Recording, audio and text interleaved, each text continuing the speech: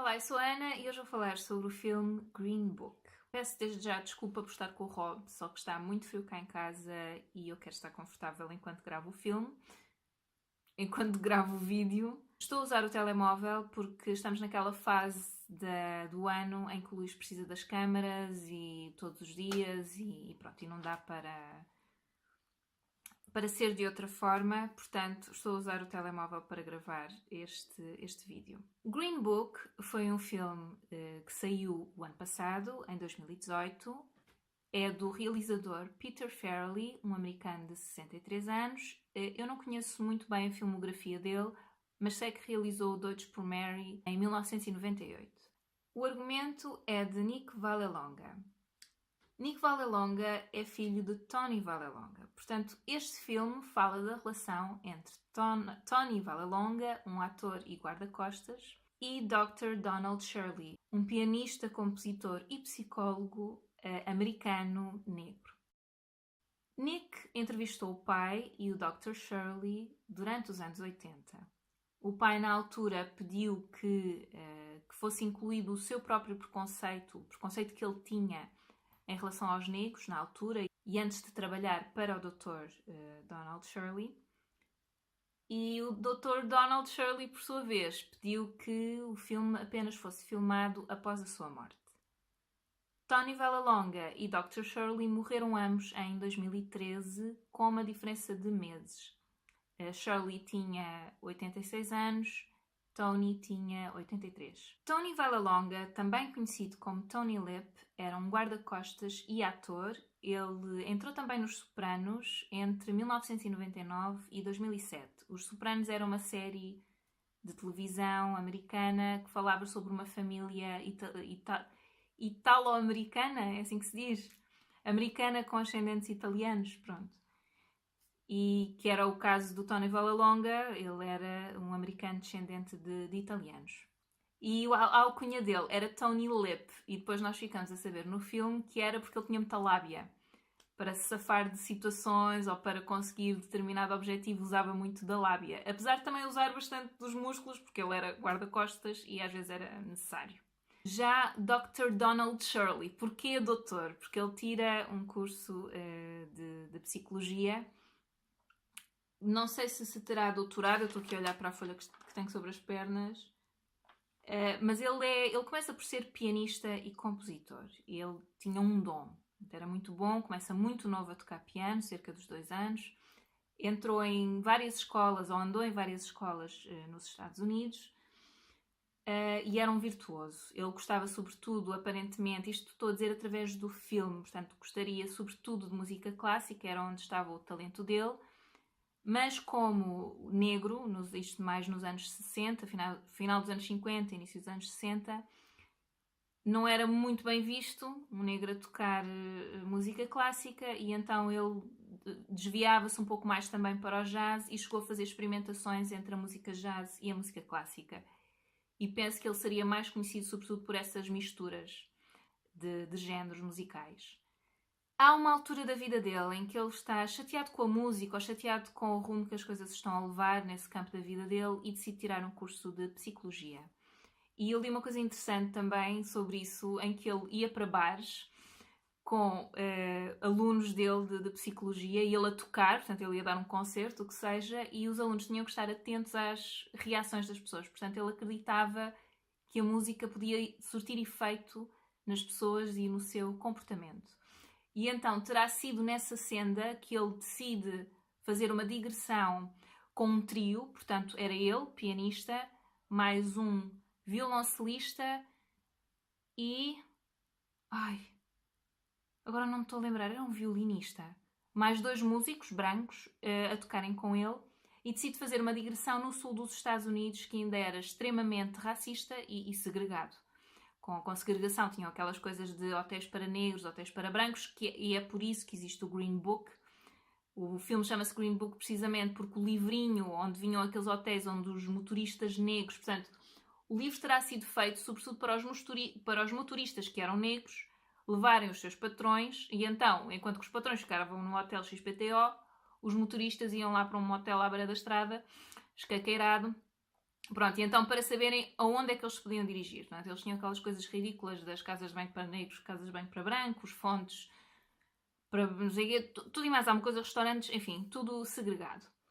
Este caso do Dr. Shirley é completamente inusual para a altura. Portanto, ele é o patrão, vamos lá, o pianista negro, que tem o motorista que é branco.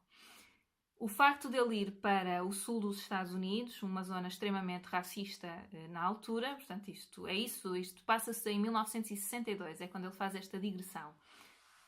Quer dizer que ele não precisa só de um motorista, ele precisa de um guarda-costas. Alguém que, se for preciso, e é preciso, vai acontecer, que o saiba defender. E este Tony Lip é muito interessante porque ele é isso, para além da força física, é também um espertalhaço.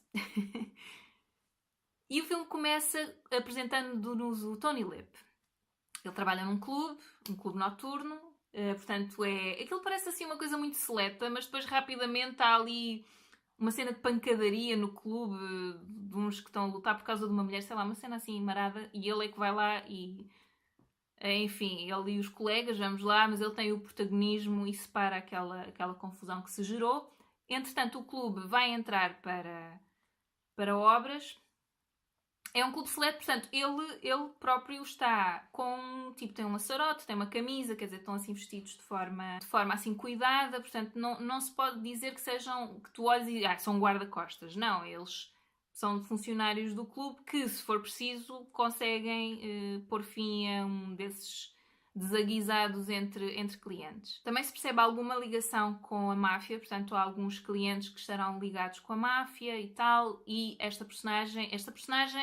este homem, o Tony Lip, tenta sempre manter-se afastado dessas coisas, ele não se quer meter nesse mundo, apesar de estar sempre a ser aliciado. Sobretudo neste início do filme, isso acontece muitas vezes, porque o clube fecha para obras, ele fica sem trabalho de repente, e recebe uma série de propostas menos legais, parece-nos. A mim pareceu-me. E ele vai sempre recusando, mas depois tem que o fazer com muito cuidado. E alguém sugere-o como guarda-costas e motorista para este Dr. Donald Shirley. Portanto, ele vai a uma entrevista de emprego. O Dr. Donald mora por cima de um teatro. E logo aí o Tony Lip acha aquilo assim muito estranho. Ele até se engana inicialmente e vai ao teatro e depois percebe que ele mora por cima, ok, vai ao andar de cima, tudo bem, vamos lá ver o que é que se passa. E é entrevistado por Shirley. Outra coisa acerca de Tony Lip, ele é casado e tem 2 filhos. Mas antes de passarmos à cena da entrevista, é preciso que se diga que Tony Lip, lá está, ele queria que o filho incluísse assim um lado mais racista que ele tinha. Isto nós estamos a falar nos Estados Unidos, esta parte da ação passa-se ai que disparate, passa-se em Nova York. O que é que tu queres? Eu acho que ele adora este hobby, deve estar a querer vir para o meu colo, mas pronto. Então isto passa-se em Nova York, onde as mentes são mais livres, vamos lá, não há segregação e tal, mas também há racismo. E então o que é que acontece? Tony Lip chega a casa tardíssimo, diz à mulher, olha, já não tenho trabalho, pronto, eles adormecem, ela já estaria a dormir. E no outro dia, de manhã cedo, estão uma data de homens na sala a ver um jogo de futebol e a mulher dele, do Tony Lip, está na cozinha com 2 trabalhadores negros. Ou seja, eles tinham um problema qualquer na cozinha, que eu já nem sei o que é que era, chamaram ajuda especializada para aquilo, foram aqueles 2 trabalhadores que eram negros, e então estava lá a família toda dela para se acontecesse alguma coisa. E há uma cena em que depois ela dá-lhes de beber, ela não tem esse tipo de... é retratada como sendo uma mulher sem esse tipo de preconceitos, pronto, não, nem sequer está a pensar nisso, está preocupada com outras coisas, dá-lhes de beber aos trabalhadores um copo de água antes de eles irem embora, tudo normal, e depois o Tony Lip, a dada altura, vai à cozinha fazer qualquer coisa e vê os copos e lembra-se que os viu a beber dos copos e deita-os no lixo. Então, logo aí fica-nos traçado, nós já sabemos, ok, pronto, o Tony Lip é racista. Tem assim aqui um problema qualquer. E então, lá vai, ele vai à entrevista, ele não sabe quem é que o vai entrevistar, então qual não é a grande surpresa quando percebe que está a ser entrevistado ou que vai ser entrevistado por um homem negro, que ainda por cima vem com toda a pompa Pompa e circunstância, tem assim uma casa toda muito decorada e com muita parafernália, muita coisa assim luxuosa, muita simbologia africana, muitos objetos africanos. E ele próprio vem com uma túnica, senta-se num trono que está acima do Tony. Assim, uma coisa assim, surreal também ao mesmo tempo. E ele diz, olha, eu preciso de um guarda-costas, mas não só de um guarda-costas, preciso é motorista. Não, esperem. Eu preciso de um motorista, mas que depois seja guarda-costas, que seja tipo um valet, como é que se diz em português, que sei lá, engraxa os sapatos, que não sei o quê. E o Tony tipo logo, não. E vai-se embora. Tipo, não, isso já estás a pedir demais. Mas a verdade é que ele precisa do dinheiro, o Tony não, desculpem, o Dr. Shirley volta a liga para a casa deles, do Tony, pede para falar com a mulher do Tony, porque a digressão são alguns meses, portanto, 2 ou 3 meses. Então é um bocado para pedir autorização à mulher, não sei como, ele lá percebeu que a mulher era mais sensata do que o Tony Lip. E então o Tony acaba por aceitar este trabalho. É assim, é preciso que se diga que, apesar desse episódiozinho logo no início, com os trabalhadores negros, eu não acho que isso tenha... Eu acho que, aliás, eu até achei que isso estava metido ali de forma assim um bocadinho forçada, porque o Tony Vallelonga não me parece um homem... ele teria os seus preconceitos, e se ele próprio pediu ao filho para fazer aquilo é porque sentia. Eu achei é que no filme estava encaixado de forma um bocado forçada, de género, pronto, vamos despachar isto, ok, ele era racista, vá, passemos à frente. Porque se ele fosse realmente tão racista, se fosse uma coisa assim, portanto, era um preconceito que ele provavelmente nem sabia bem que tinha, nem porque é que tinha, nem nada disso. Talvez uma repetição de comportamentos, mas ele não era, porque ele não era, senão ele nunca na vida teria aceito ser motorista de um pianista negro. Ok, tive que ir passar vídeos lá para o computador, que isto já estava a ficar cheio. Uma das desvantagens de gravar com o telemóvel é esta. Bom, eu estava a dizer que eu senti nessa altura, logo no início do filme, que esses sinais de que Tony Lip seria racista foram um bocadinho forçados, pronto, para depois criar mais tensão quando ele o conhecesse na entrevista de emprego. Mas pronto, mas foi essa a sensação com que eu fiquei. Porque depois lá está, a adaptação dele foi muito rápida. Então, ainda menos credível se tornou. Portanto, eu acho que era escusado eles terem metido essa cena do copo d'água e não sei o quê. E só ele dizer, epá, não, desculpa, eu não faço esse trabalho de empregado. Que eu acho que tinha mais a ver com o facto de ser um trabalho de empregado do que ser para um negro. Vamos lá, de empregado pessoal, não é? De engraxar os sapatos, de preparar a roupa, pronto. É uma coisa que o Tony Lip não...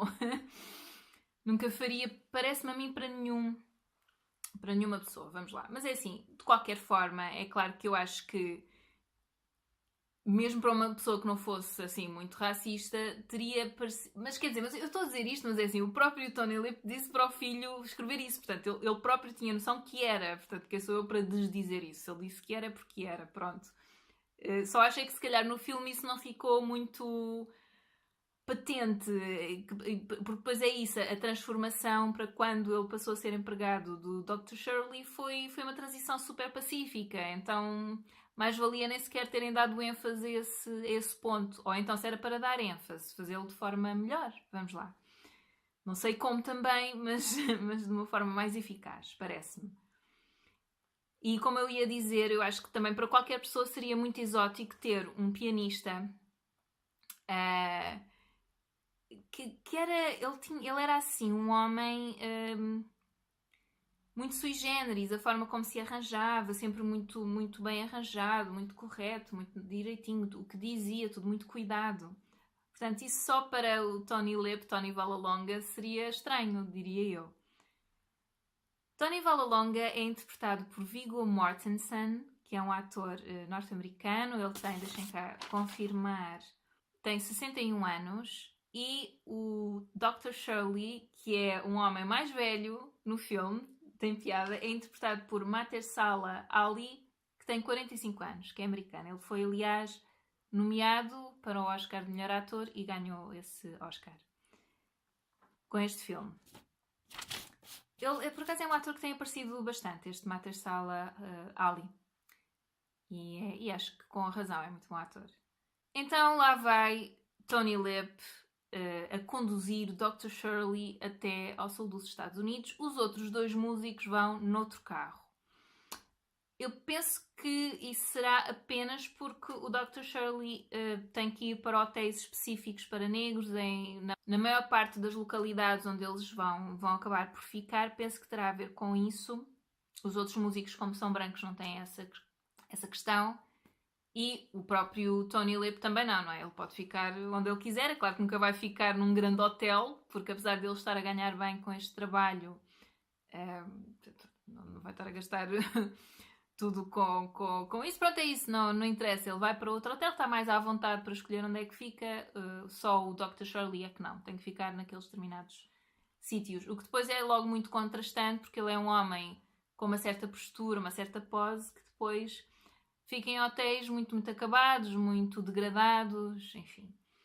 Há algo também que se mostra neste filme e que foi muito criticado por muitas pessoas nos Estados Unidos, que dizem que não representa a realidade, que é o facto de, aparentemente, o Dr. Shirley não se identificar com a comunidade negra, por ele próprio achar-se um bocado um extraterrestre, não pertencer...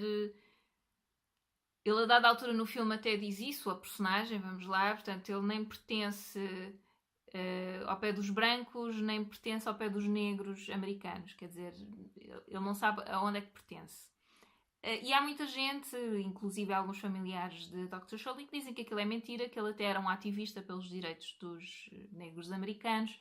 Portanto, eu não sei muito bem, não sei se isto foi feito para romancear a história, não sei se os familiares é que ficaram chateados, porque realmente, a dada altura, o Tony Lip é que está a falar de uma série de músicos negros que ele não conhece, o Dr. Shirley, incluindo, por exemplo, a Aretha Franklin. Não sei se diz assim, mas acho que é isso.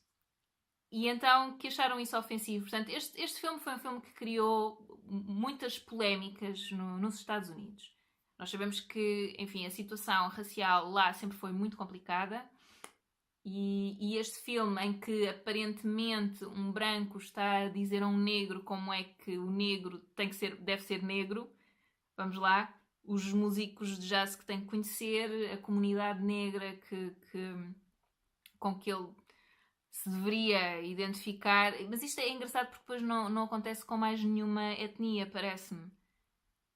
Não é? Nós não chegamos a um sítio como são brancos, então temos que nos identificar com os brancos porque eles são brancos. Eu percebo que nos Estados Unidos as coisas são um bocado diferentes, e sobretudo quando ele vai para o sul dos Estados Unidos, porque tu vês os negros a viver em péssimas condições, a executar trabalhos só de serviço a um patrão branco, não é? A trabalhar nos campos, etc. Eu percebo isso, mas é algo que não se pede de muitas etnias, não é? Ai, tens que te identificar, ou os teus... Não sei, parece-me uma noção em si mesma um bocado racista, não é? E então é isso, foi criticado o filme por causa disso, porque parece a dada altura que o Tony Lip está a ensinar o Donald Shirley como é que há de ser negro. Eu percebo de onde é que vem essa ideia. Eu não senti muito isso no filme, mas eu acho que nós cá em Portugal há racismo, claro que sim. Se calhar está mais encapotado, provavelmente não temos comunidades negras tão grandes e então, ou tantos negros, quer dizer, eu estava a falar sobre isso com o Luís. Eu nunca andei na escola com um negro. Eu por acaso tenho familiares, porque o meu pai é africano, mas tipo, eu não... e tenho primos e tal, que são negros, mas eu não andei na escola, eu andei na creche. Na creche tive 2 amigos negros.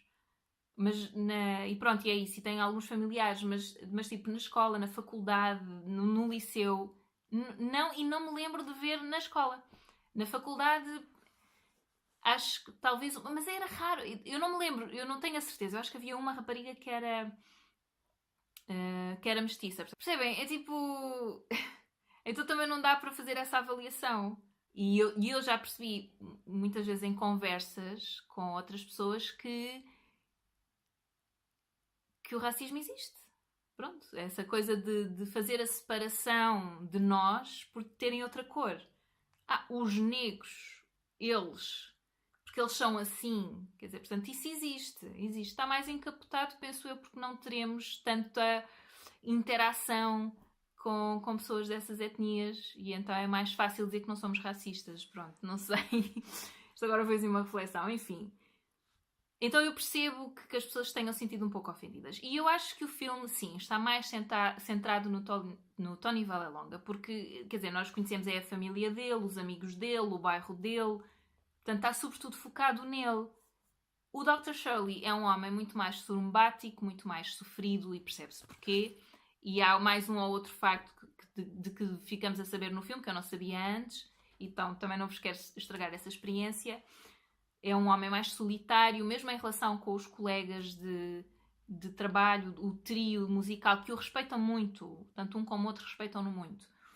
Mas é um homem solitário também, por outro lado, está divorciado. Mas a verdade é que nós não acompanhamos muito o Dr. Shirley. Parece sempre que o estamos a ver através dos olhos do Tony Lip, um bocadinho. Portanto, faz algum sentido se o argumento foi escrito pelo filho do Tony Lip. É assim, porque ele tinha o conhecimento da família dele, não é? Do pai dele, o que é que ele sentiu, quer dizer, faz algum sentido. Eu gostei do filme, não senti essas ofensas, nem essas polémicas, mas lá está, eu não vivo a realidade dos Estados Unidos, pronto. Eu gostei do filme, acho que mostra como é que uma relação de amizade entre dois homens tão diferentes pode acontecer e pode evoluir. Também houve críticas a dizer que aquilo estava muito romanceado, que o Dr. Shirley via o Tony Vallelonga como um empregado e um pouco mais. Ou seja, houve muita houve muita coisa sobre este filme, sobre a veracidade de muitos dos factos apresentados neste filme. Houve muita coisa a dizer sobre isso. Pronto. Eu, como filme, o que eu vos posso dizer é que eu gostei do filme. Achei um filme bonito. Achei que fala de muita coisa censurável, não é? A separação das pessoas pela cor da pele, o racismo, o paternalismo. Fala muito sobre isso, sem dúvida. Solidão, tristeza, depressão. Aqui estou a falar mais do Dr. Shirley, mas fala também muito de vida, de criação, também do Dr. Shirley, portanto, ele era um homem excepcional, como músico, não é? E fala também de amizade, de fidelidade do Tony Vallelonga, de honra. Portanto, é isso tudo que passa. E do facto de, muito rapidamente, o Tony Vallelonga perceber qual era a função dele, e ele protegeu sempre com unhas e dentes o Dr. Shirley, que não era um homem muito perigoso, mas tinha um problema, ele bebia. Isso eu não sei se é verídico, se era mesmo assim, mas aparentemente ele é apresentado no filme como um homem com problemas com o álcool, não enquanto trabalhava. Portanto, enquanto ele trabalhava, estava ali, estava concentrado, ele fazia a parte dele. Mas depois, quando estava sozinho, quando ia para os tais motéis lá, não sei onde, bebia e depois queria beber mais, sei lá, beber para esquecer, pá, não faço ideia. Mas, e o Tony Vallelonga teve que o safar assim de uma ou de outra situação mais complicada. Uma delas foi o Dr. Shirley, a dada altura, quis beber mais. Ele estava sozinho num motel, estava lá a beber, portanto a única coisa que ele pediu ao Tony Vallelonga é arranja-me sempre uma garrafa de já não sei do quê, vamos dizer, de whisky, todas as noites. Acabou a garrafa de whisky, queria beber mais. Foi a um bar onde foi atacado por mais homens brancos. Pronto, lhe estavam a bater e não sei o que, ia maltratar por ser negro. E um dos outros músicos, por acaso, estava a passear na rua, viu aquilo, sabia que sozinho não ia conseguir fazer nada, pronto, porque assim, temos que ser realistas, nem toda a gente está pronta para a pancada e pronto, e consegue gerir esse tipo de situações, não é? Então ele vai a correr chamar o Tony Vallelonga, que já se está a preparar assim para dormir e tal, confortávelzinho, e vai o Tony Vallelonga e salva o Dr. Shirley à maneira dele, que eu acho curiosa. E sempre que aparecem estas personagens que são boas pessoas, só que a linguagem que elas conhecem, e depois não é só isso, o meio em que crescem faz com que tenham determinadas aptidões que as safam de situações que não vão lá com ai, se faz favor, por favor, não faça isso. Não vão lá com boa educação nem com nada disso. Requerem outro tipo de ferramentas. E eu não posso deixar de admirar isso. Pronto, e ele safa o Dr. Shirley. E se vocês tiverem a oportunidade de ver este filme, vejam. Eu acho que é um filme que está muito bem feito, é muito bonito. É isso, a parte da veracidade, o que é verdade e o que não é. O que foi mesmo assim, o que não foi, eu não vos sei dizer. E aparentemente há muita confusão acerca disso também. Mas eu acho que os dois homens são mostrados de forma digna, sinceramente. Acho, cada um à sua maneira. São dois homens muito diferentes, mas são os dois muito dignos. E eu acho que efetivamente o foco é para o Tony Vallelonga. Pronto, eu acho que sim. Mas não me admira muito, lá está, sendo que o filho é que escreveu o argumento, portanto não acho estranho. Eu penso que teve também outros argumentistas que o ajudaram, não sei, mas o argumento assim base é dele. Pronto, se já tiverem visto o filme e tiverem outras opiniões, se tiverem outras sugestões, deixem lá em baixo. E até à próxima. Tchau, tchau.